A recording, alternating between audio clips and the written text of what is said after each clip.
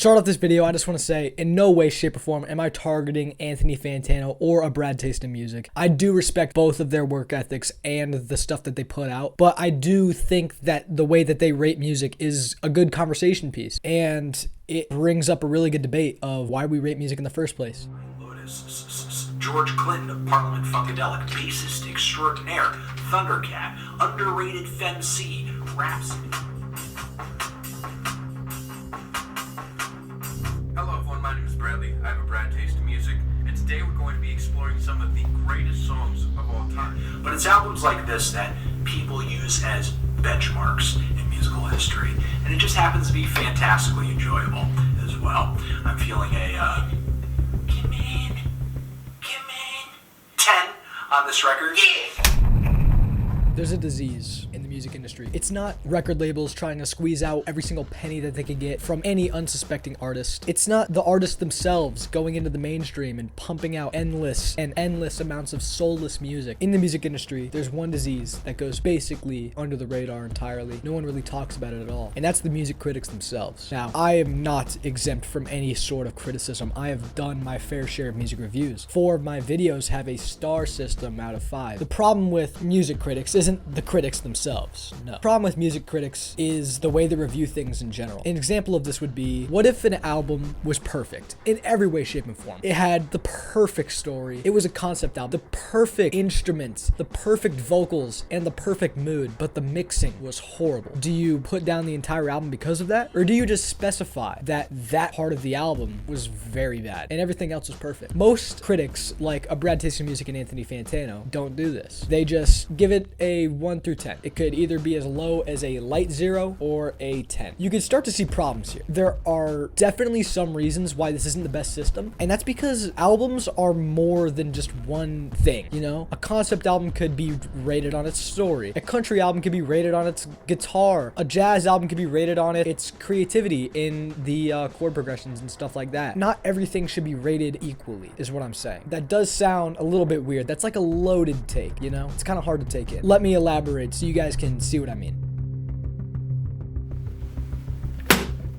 Now, the reason why the 1 through 10 rating system is flawed is because, from a realistic standpoint, people don't watch the entire video. And that sounds like I'm bashing Anthony Fantano's videos, but I fall victim to this too. Every single person I know who watches Anthony Fantano, if they see an album they want to hear or have already heard, they don't listen to the entire review. They skip to the end. And you know how I know this? Go on any single YouTube video that Anthony Fantano has uploaded that's a full album review, and the most replayed section is right before he's about to actually give the album review. This is bad in 2 ways, because the first way is that if someone hasn't heard the album before and they just skip to the final number, they're just going to assume that it's a perfect album even though it might not fit their musical palette. Or if someone's already heard the album and they just want to validate their taste, they're either going to get really disappointed or just really misled. A better way to review an album would just be to not give it a number at all. Or if you're going to, rate it on its specific characteristics. For example, in my old reviews, I did sound, mood, and lyrics. I used that interchangeably. Sometimes it was 5. And I think that is a better way to rate music, because if I was just going to give, Atrocity Exhibition by Danny Brown is a 4.5 star album. Why? If someone's going to skip to the end of the video anyways, you want to at least explain why it is that way in as quick of a fashion as possible. So another reason this could be problematic is because Anthony Fantano has been doing YouTube Shorts recently, and even though he doesn't give the album a number in the review, he doesn't give it a set number, he really quickly goes over whether the album's good or bad. And I do agree that that is a good way to get information across on why an album is good or why an album is bad. I just feel like something's better than nothing. So what am I saying here? I'm kind of being hypocritical, and my idea is, while it is better to have no rating system than a rating system, the best idea is to split it up into categories. Rank each category. Like video game reviewers. Some video game reviewers I know rank video games in 3 different categories, sometimes 4, sometimes countless amounts. And this is better than giving it just a number. For an example, if I listened to just jazz music and I really wanted to find some good,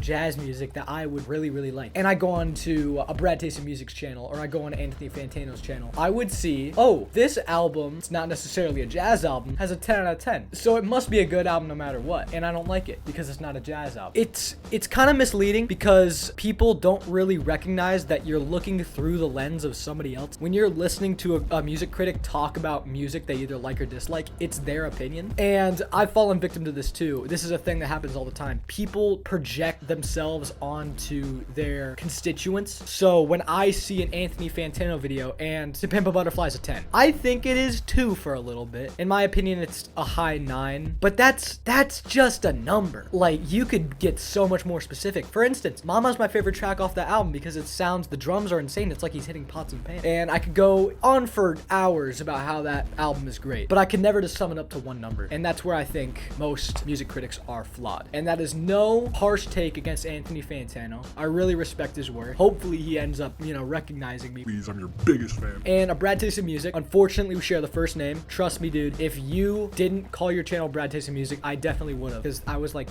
I don't even know. But for right now, that's about it. You may be asking, what's the point of making this video? It's just a quick little thing of why we shouldn't be, of why music critics shouldn't do the things the way they want to do it. And yes, I am being I'm kind of being an asshole right now because I'm telling people whose jobs are rate music, how to rate music. And while that isn't really my entire intention, I do think if someone was going into the music review business, they should really do it or at least try. The purpose of this video was to convey the message that you shouldn't listen to these guys. As much as Anthony Fantano could give a compelling speech about an album he likes or bash an album he hates, and as much as Brad Taste of Music could make endless quips about funny songs or bad songs or stuff like that, at the end of the day, the music's gonna get shriveled down to just one number, and music is so much more than that. And I am just another music critic, and this was why your favorite critic is doing it wrong.